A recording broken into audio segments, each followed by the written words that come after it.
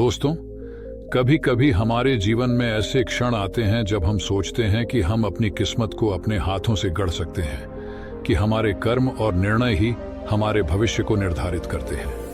परंतु क्या सचमुच ऐसा है? क्या हमारे जीवन के हर कदम का नियंत्रण हमारे ही हाथ में है? इस संसार में एक ऐसी अदृश्य शक्ति है जो हमारे हर कर्म, हर निर्णय और हर भाग्य को संचालित करती है, जिसे हम विधि का विधान कहते हैं। यह कहानी एक ऐसे यमदूत की है जो मानव जीवन और मृत्यु के इस खेल में अपने कर्तव्यों का पालन करता है। उसने अनगिनत जीवन देखे हैं, कुछ जो विधि के विधान को समझकर शांति से अपना अंतिम समय बिताते हैं, और कुछ जो इस विधान को बदलने की असफल कोशिश करते हैं। लेकिन विधि का विधान अटल है, उसे कोई नहीं बदल सकता। इस कहानी में आप उस यमदूत की आंखों से जीवन और मृत्यु के खेल को देखेंगे। कैसे वह एक साधारण व्यक्ति के जीवन में आता है जिसने अपने कर्मों के चलते अपनी मृत्यु का समय निकट ला दिया। क्या वह व्यक्ति अपनी किस्मत को बदल पाएगा? क्या वह यमदूत को अपनी नियति से दूर भगाने में सफल होगा, या फिर विधि का विधान ही अंततः विजयी होगा?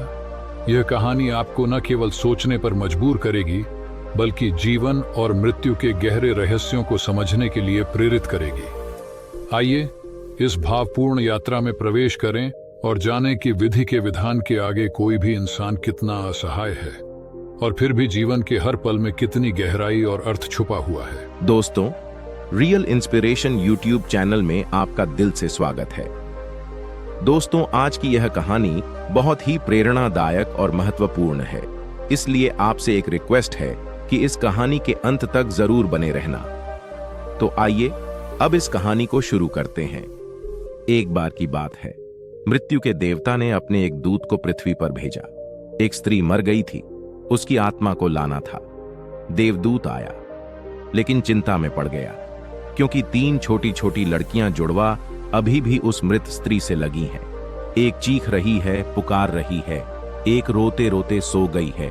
उसके आंसू उसकी आंखों के पास सूख गए हैं। 3 छोटी जुड़वा बच्चियां हैं और एक स्त्री मर गई है। कोई देखने वाला नहीं है, पति पहले मर चुका है, परिवार में और कोई भी नहीं है। अब वह सोचने लगा कि अगर मैं इस स्त्री के प्राण ले जाऊं तो इन 3 छोटी बच्चियों का क्या होगा। उस देवदूत को यह ख्याल आ गया तो वह खाली हाथ वापस लौट गया। उसने जाकर अपने प्रधान को कहा कि मैं न ला सका, मुझे क्षमा करें, लेकिन आपको स्थिति का पता ही नहीं है। 3 जुड़वा बच्चियां हैं, छोटी छोटी, दूध पीती। एक अभी भी मृत से लगी है, एक रोते रोते सो गई है, दूसरी अभी चीख पुकार रही है। हृदय मेरा ला न सका। क्या यह नहीं हो सकता कि इस स्त्री को कुछ दिन और जीवन के दे दिए जाएं? कम से कम लड्ढकियां थोड़ी बड़ी हो जाएं। और कोई देखने वाला नहीं है। मृत्यु के देवता ने कहा, तो तू फिर समझदार हो गया है, उससे ज्यादा। जिसकी मर्जी से मौत होती है, जिसकी मर्जी से जीवन होता है, तो तूने अब पहला पाप कर दिया। इसकी तुझे सजा मिलेगी। सजा यह है कि तुझे पृथ्वी पर चले जाना पड़ेगा। जब तक तू 3 बार न हंस लेगा अपनी मूर्खता पर, तब तक वापस न आ सकेगा। इसे थोड़ा समझना। 3 बार न हंस लेगा अपनी मूर्खता पर, क्योंकि दूसरे की मूर्खता पर तो अहंकार हंसता है। जब तुम अपनी मूर्खता पर हंसते हो तब अहंकार टूटता है। देवदूत को लगा नहीं, वह राजी हो गया दंड भोगने को, लेकिन फिर भी उसे लगा कि सही तो मैं ही हूं, और हंसने का मौका कैसे आएगा। उसे रूस की जमीन पर फेंक दिया गया। एक चमार सर्दियों के दिन करीब आ रहे थे। बच्चों के लिए कोट और कंबल खरीदने शहर गया था, कुछ रुपए इकट्ठे करके। जब वह शहर जा रहा था तो उसने राह के किनारे एक नंगे आदमी को पडिढ़े हुए, ठिठुरते हुए देखा। यह नंगा आदमी वही देवदूत है जो पृथ्वी पर फेंक दिया गया था। उस चमार को दया आ गई, और बजाय अपने बच्चों के लिए कपड़े खरीदने के, उसने इस आदमी के लिए कंबल और कपड़े खरीद लिए। इस आदमी को कुछ खाने पीने को भी न था, घर भी न था, छप्पर भी न था जहां रुक सके। तो चमार ने कहा कि अब तुम मेरे साथ ही आ जाओ, लेकिन अगर मेरी पत्नी नाराज हो जो कि वह निश्चित होगी, क्योंकि बच्चों के लिए कपड़े खरीदने लाया था। वह पैसे तो खर्च हो गए, वह अगर नाराज हो, चिल्लाए, तो तुम परेशान मत होना, थोड़े दिन में सब ठीक हो जाएगा। उस देवदूत को लेकर चमार घर लौटा। न तो चमार को पता है कि देवदूत घर में आ रहा है, न पत्नी को पता है। जैसे ही देवदूत को लेकर चमार घर में पहुंचा, पत्नी एकदम पागल हो गई, बहुत नाराज हुई, बहुत चीखी, चिल्लाई और देवदूत पहली दफा हंसा। चमार ने उससे कहा, हंसते हो, बात क्या है? उसने कहा, मैं जब 3 बार हंस लूंगा तब बता दूंगा। देवदूत हंसा पहली बार, क्योंकि उसने देखा कि इस पत्नी को पता ही नहीं है कि चमार देवदूत को घर में ले आया है, जिसके आते ही घर में हजारों खुशियां आ जाएंगी। लेकिन आदमी देख ही कितनी दूर तक सकता है। पत्नी तो इतना ही देख पा रही है कि एक कंबल और बच्चों के कपड़े नहीं बचे। जो खो गया है वह देख पा रही है, जो मिला है उसका उसे अंदाज ही नहीं है। मुफ्त घर में देवदूत आ गया है, जिसके आते ही हजारों खुशियों क्यों क्या घट रहा है। जल्दी ही, क्योंकि वह देवदूत था। 7 दिन में ही उसने चमार का सब काम सीख लिया और उसके जूते इतने प्रसिद्ध हो गए कि चमार महीनों के भीतर धनी होने लगा। आधा साल होते होते तो उसकी ख्याति सारे लोक में पहुंच गई कि उस जैसा जूते बनाने वाला कोई भी नहीं, क्योंकि वह जूते देवदूत बनाता था। सम्राटों के जूते वहां बनने लगे, धन अपरंपार बरसने लगा। एक दिन सम्राट का आदमी आया और उसने कहा कि यह चमड़ा बहुत कीमती है, आसानी से मिलता नहीं, कोई भूल चूक नहीं करना। जूते ठीक इस तरह के बनने हैं और ध्यान रखना, जूते बनाने हैं, स्लीपर नहीं, क्योंकि रूस में जब कोई आदमी मर जाता है तब उसको स्लीपर पहनाकर मरघट तक ले जाते हैं। चमार ने भी देवदूत को कहा कि स्लीपर मत बना देना, जूते बनाने हैं, स्पष्ट आज्ञा है और चमड़ा इतना ही है। अगर गड़बड़ हो गई तो हम मुसीबत में फंसेंगे। लेकिन फिर भी देवदूत ने स्लीपर ही बनाए।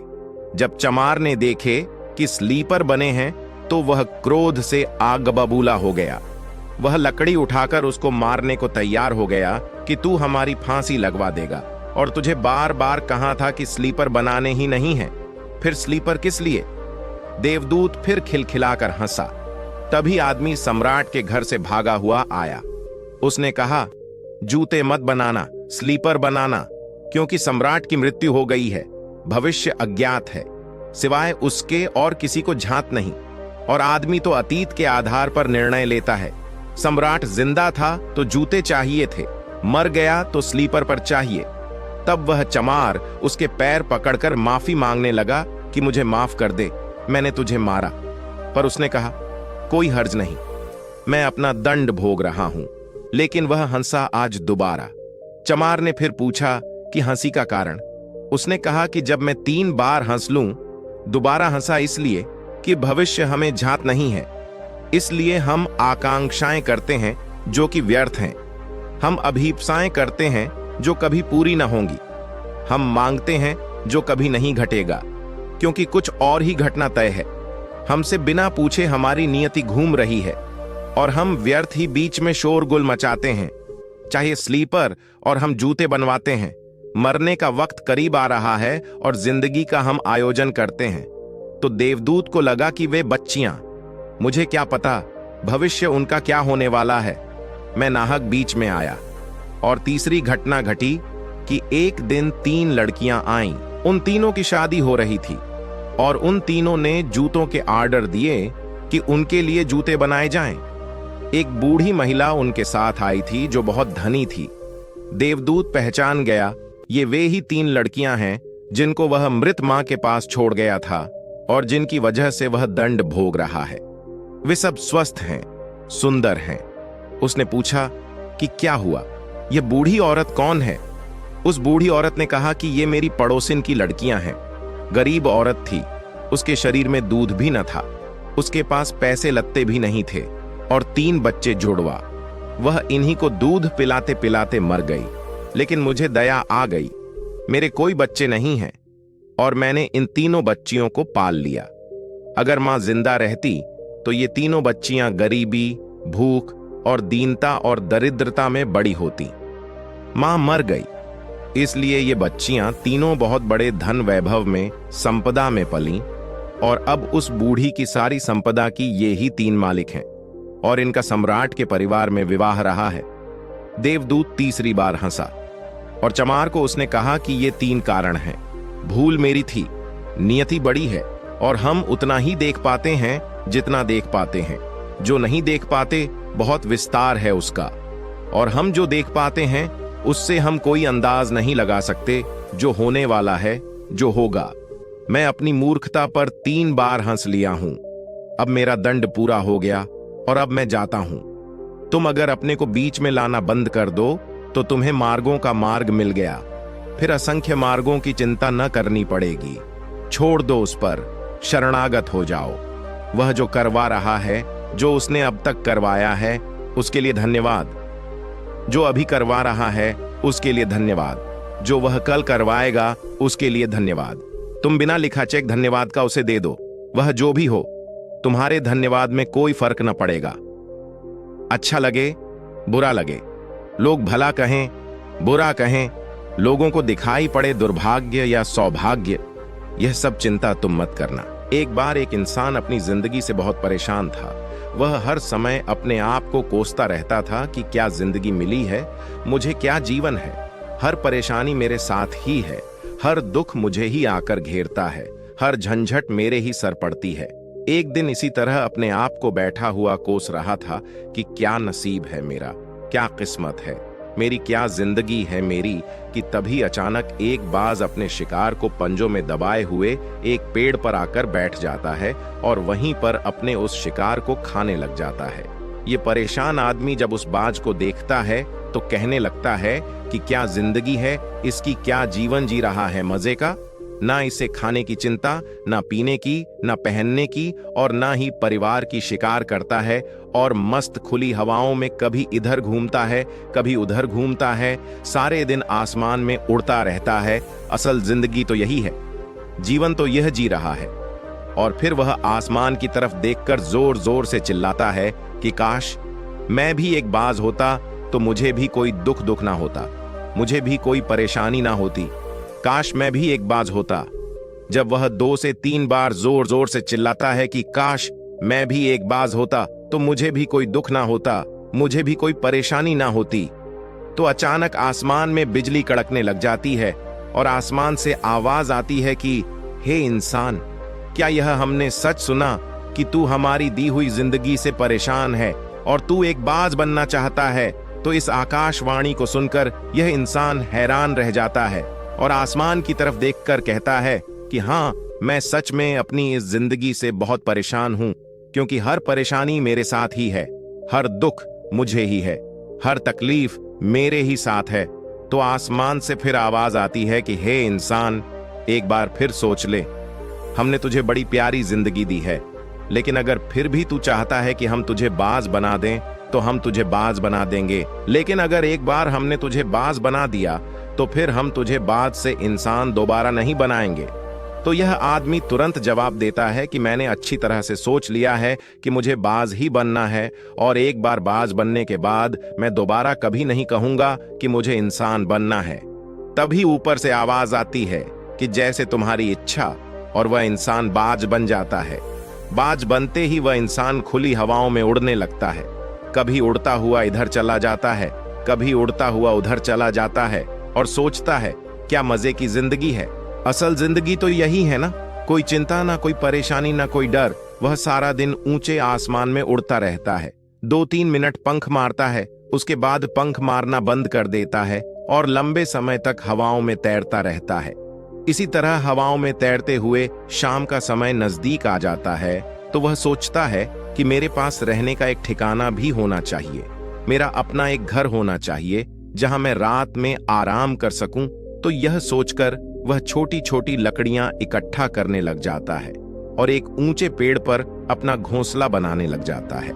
एक एक लकड़ियां इकट्ठा करके वह अपने लिए एक सुंदर सा घोंसला तैयार कर लेता है और रात में उसी में सो जाता है और सोचता है सुबह उठकर शिकार भी करूंगा और सुबह उठकर फिर से मौज मस्ती भी करेंगे, खुली हवाओं में उड़ेंगे। सुबह होते ही वह शिकार की तलाश में निकल पड़ता है, हवाओं में उड़ता रहता है, ऊपर से जाकर देखता है कि कहीं जमीन में मुझे कोई शिकार नजर आए तो मैं तुरंत जाकर उसे दबोच लूं और वहीं पर खा लूं, लेकिन उसे कोई शिकार नजर नहीं आता। काफी समय बीत जाता है, वह लगातार ऊंचाई से शिकार को ढूंढता रहता है, लेकिन उसे कोई शिकार नहीं मिलता। फिर पास एक जंगल होता है, यह उस जंगल में चला जाता है, यह सोचकर कि शायद वहां कोई अच्छा सा शिकार मेरे हाथ आ जाए। यह जंगल के ऊपर उड़कर शिकार को ढूंढता रहता है। जंगल के अंदर जाकर भी शिकार को ढूंढता है, लेकिन इसे वहां भी कोई शिकार नहीं मिलता। शाम का समय नजदीक आ जाता है तो मायूस होकर वापस अपने घोंसले की तरफ लौट रहा होता है कि रास्ते पर थककर एक पेड़ के ऊपर बैठ जाता है। जब यह उस पेड़ के ऊपर बैठा होता है तो उसकी नजर एक बीमार चिड़िया पर पड़ती है जो कि लावस्था में होती है। यह तुरंत जाकर उसे दबोच लेता है, उसके पंख निकालकर अलग कर देता है और उसे खा जाता है। उस चिड़िया को खाने के बाद वह अपने घोंसले की तरफ उड़ जाता है और रास्ते में सोचता है कि चलो बीमार चिड़िया ही सही, लेकिन कुछ तो खाने को मिला। वह अपने घोंसले पर पहुंचकर आराम करने लगता है और सोचता है सुबह एक अच्छा सा शिकार पकड़ूं और अपनी भूख मिटा लूंगा। जैसे ही सुबह का प्रकाश होता है यह निकल पड़ता है। अपने शिकार की तलाश में हवा में उड़ता रहता है, लेकिन आज फिर कोई शिकार इसके हाथ नहीं आता। काफी समय बीत जाता है। यह ऊंचाइयों पर जाकर अपनी तेज नजरों से शिकार को ढूंढने की पूरी कोशिश करता है, लेकिन इसे कोई भी शिकार नजर नहीं आता। फिर यह पास के उस जंगल की तरफ चला जाता है, लेकिन इसे वहां भी कोई शिकार नहीं मिलता। इसी प्रकार पूरे दिन उड़ते उड़ते शाम का समय नजदीक आ जाता है तो यह निराश होकर वापस लौटने लगता है और रास्ते में एक पेड़ पर आकर बैठ जाता है। सोचता है शायद आज फिर कोई बीमार चिड़िया मेरा इंतजार कर रही हो, लेकिन हर बार किस्मत मेहरबान थोड़ी होती है। आज इसे कोई बीमार चिड़िया नहीं मिलती। यह थक हार कर वापस अपने घोंसले की तरफ चल पड़ता है और घोंसले पर पहुंचकर भूखा प्यासा ही सो जाता है और सोचता है कल सुबह एक बड़ा सा शिकार पकड़ा और आज की भूख भी मिटा लूंगा। रात को अपने घोंसले में सोया होता है, गहरी नींद में होता है कि तभी एक भयानक तूफान आता है। इस तूफान की हवा इतनी तेज होती है कि इसके घोंसले को उड़ाकर एक जगह फेंक है और उसे कहीं दूर दूसरी जगह फेंकते हैं। तो यह जहां पर गिरता है वहां नीचे एक नोकदार लकड़ी पड़ी होती है जो इसके पंजे में गड़ जाती है और इसे बुरी तरह घायल कर देती है। तूफान के रुकने के बाद बारिश शुरू हो जाती है। तेज बारिश होती रहती है, पर यह किसी तरह से पेड़ों के नीचे छुप कर बैठा रहता है। बड़ी मुश्किल से इसकी रात कटती है। जब सुबह होती है तो बारिश रुक जाती है।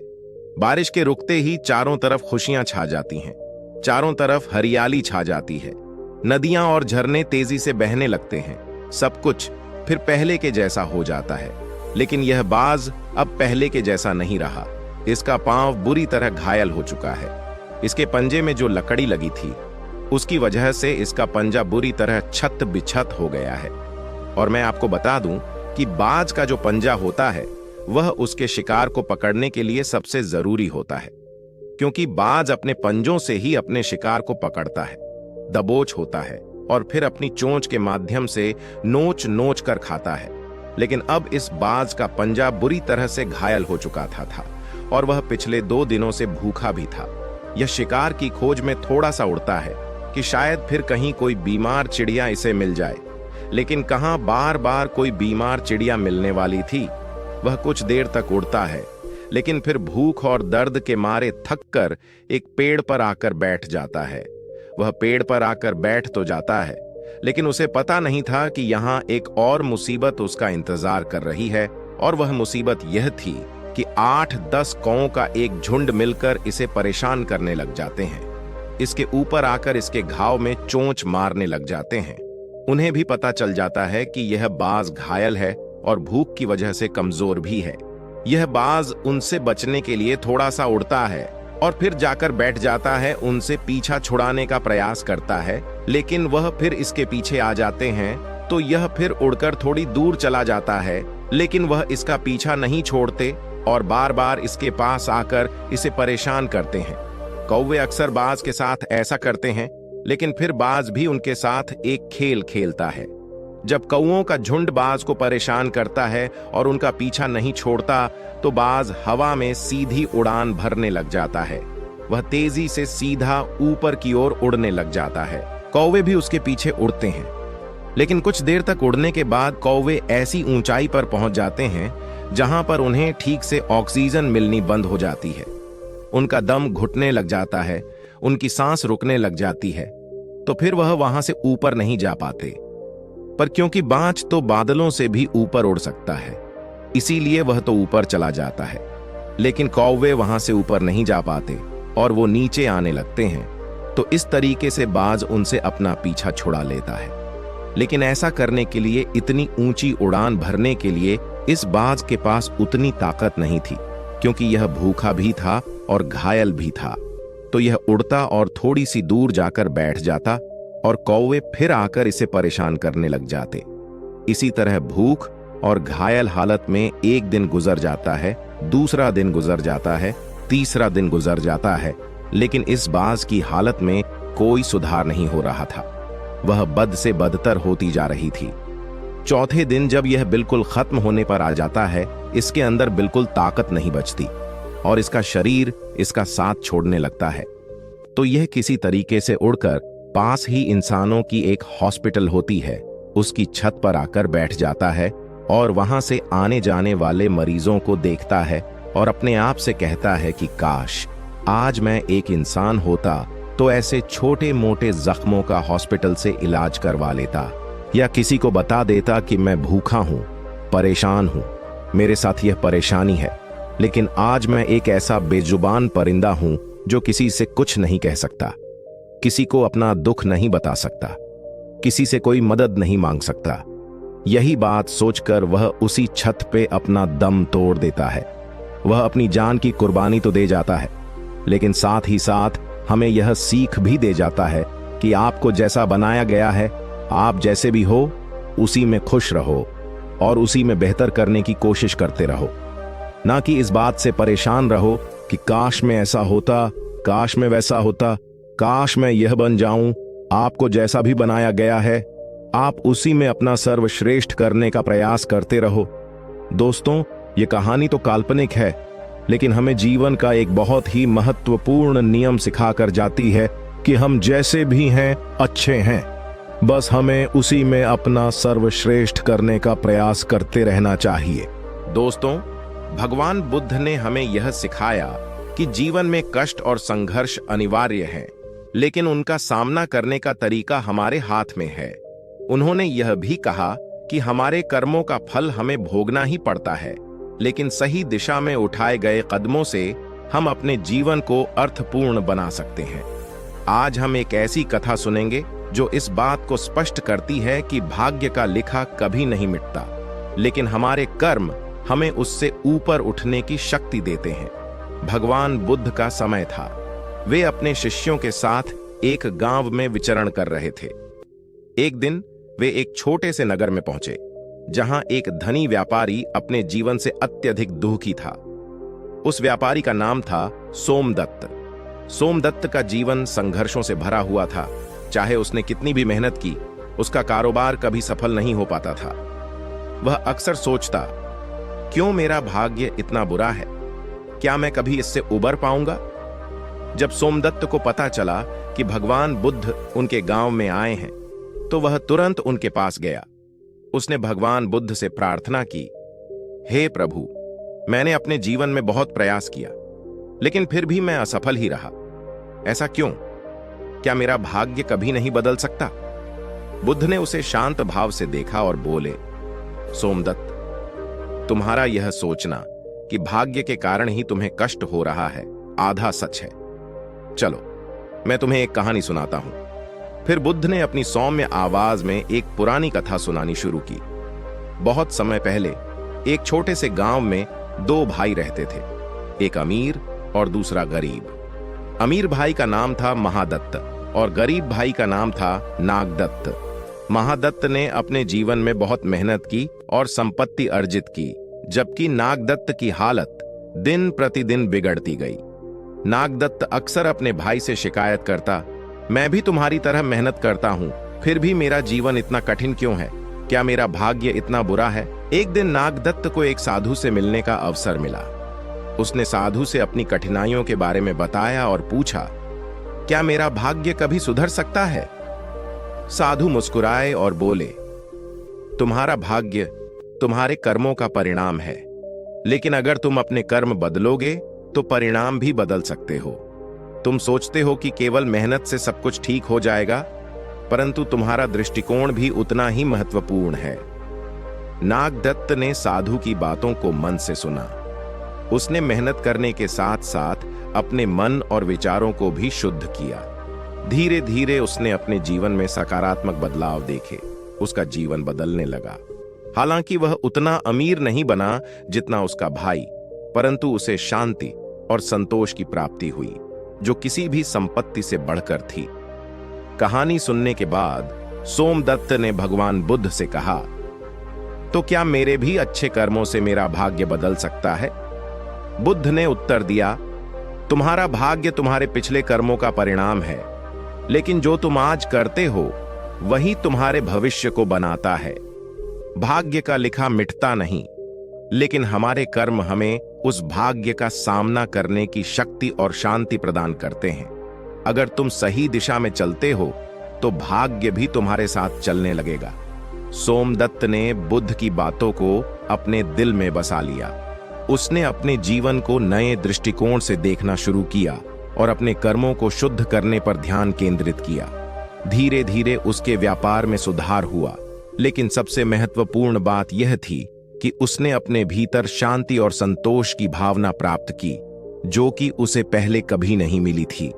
दोस्तों, यह कहानी हमें सिखाती है कि भाग्य का लिखा कभी नहीं मिटता, लेकिन हमारे कर्म, हमारी सोच और हमारे प्रयास हमें उस भाग्य से ऊपर उठने की शक्ति देते हैं।